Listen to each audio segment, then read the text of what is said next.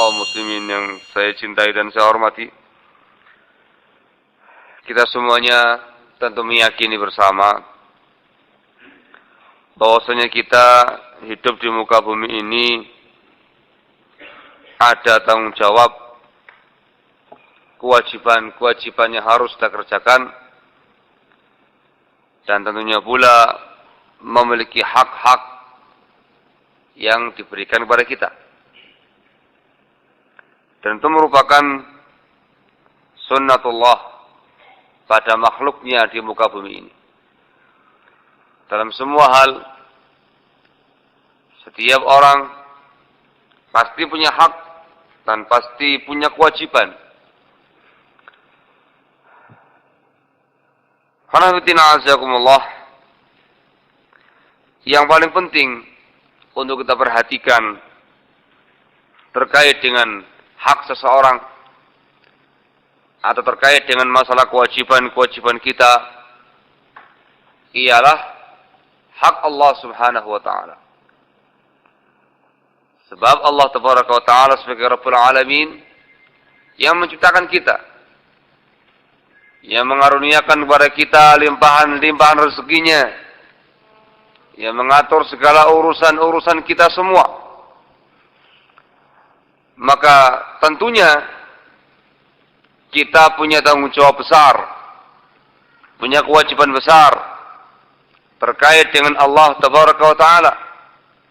Atau dengan bahasa lain, Allah Subhanahu wa taala memiliki hak yang sangat besar yang harus kita tunaikan. Kalau kamu ditanya, ma haqqullahi ala ibadih, apa hak Allah yang harus ditunaikan oleh hamba-hambanya? Faqul, maka jawablah, haqqullahi ala ibadih,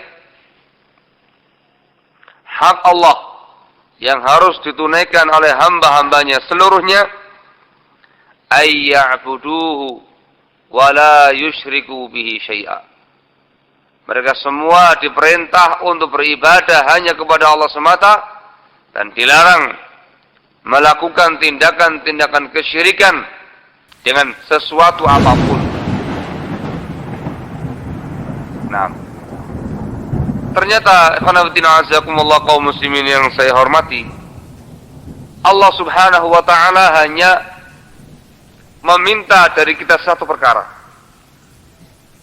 Hanya membebankan kepada kita satu hal. Hanya satu hak Allah Tabaraka wa taala itu. Namun satu hak ini, hanafitina azakumullah, hakun azim, hak yang sangat besar.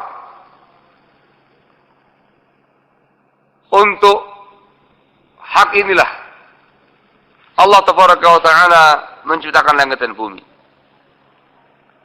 Untuk hak inilah Allah menciptakan surga dan neraka.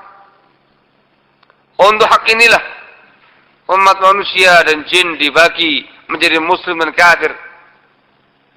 Untuk hak inilah diutusnya para anbiya wal mursalin.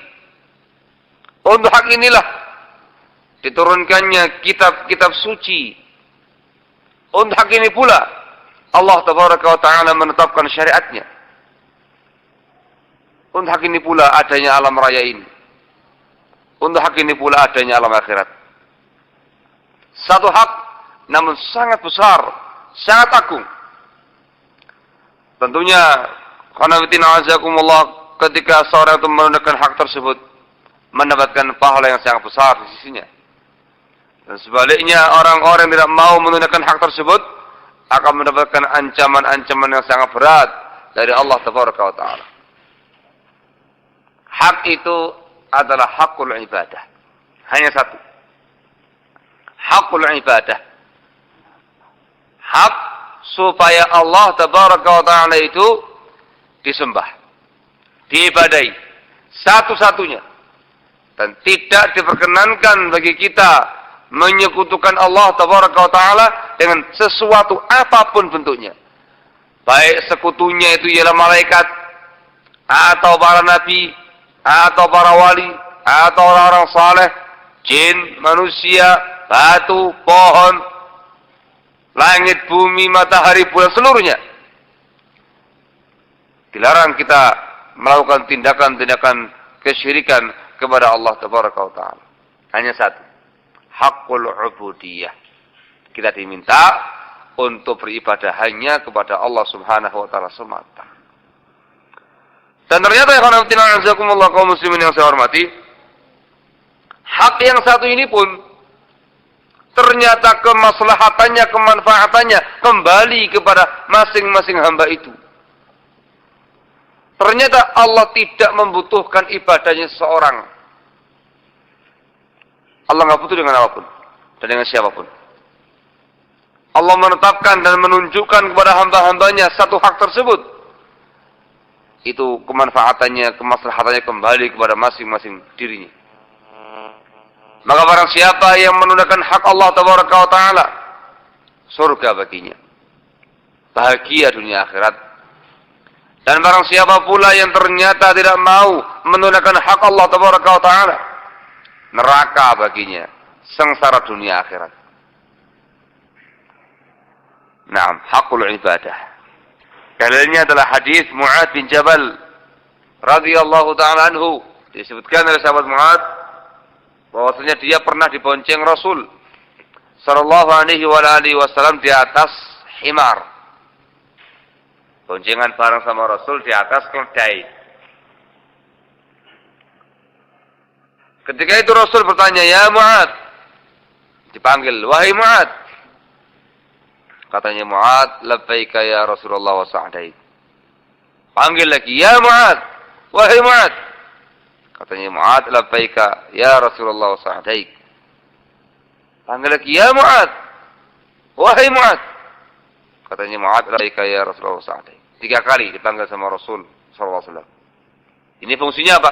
Supaya Mu'ad bin Jabal siap menerima apa yang bakal disampaikan oleh Rasul sallallahu alaihi wasallam. Dan supaya dia tahu yang disampaikan perkara yang besar, bukan perkara kecil. Diulang-ulang sampai 3 kali. Mu'ad, padahal di belakangnya Rasul. Sekali panggil dengar, tapi diulang-ulang sama Rasul. Beliau bertanya, "Ma haqqullahi 'alal 'ibad wa haqqul 'ibadi 'ala Allah?"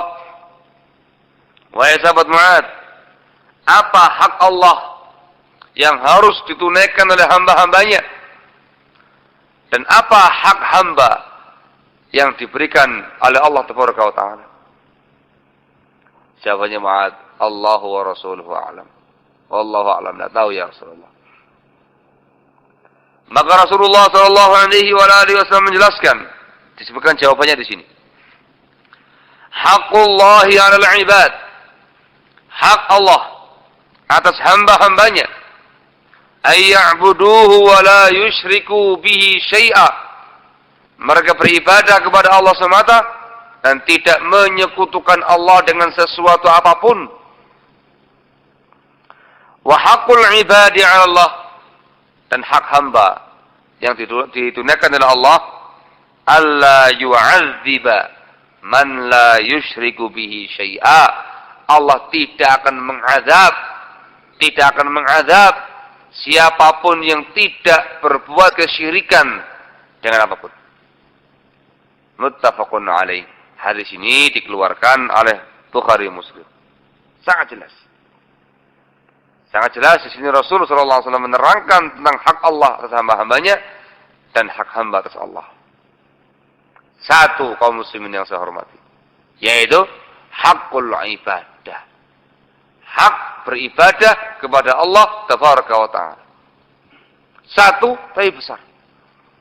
Kita semuanya tahu, yang namanya ibadah itu merupakan tujuan penciptaan jin dan manusia. Wa ma khalaqtul jinna wal insa illa liya'budun. Kita pun juga tahu, tujuan diutusnya para anbiya wal mursalin untuk menyampaikan kepada segenap umat manusia, masing-masing umatnya, supaya mereka beribadah hanya kepada Allah semata dan larangan berbuat kesyirikan. Walaqad ba'atsna fi kulli ummatin rasula an i'budullaha wajtanibut taghut. An-Nahl ayat yang ke-36. Yang sebelumnya Az-Zariyat ayat yang ke-56. Dan sungguh kata Allah, kami telah mengutus Para setiap umat seorang Rasul. Mereka semuanya menyuruhkan dengan seruan yang sama. Ani'budullaha wajtanibut taghut. Hendaklah kamu beribadah hanya kepada Allah semata dan jauhilah taghut-taghut itu.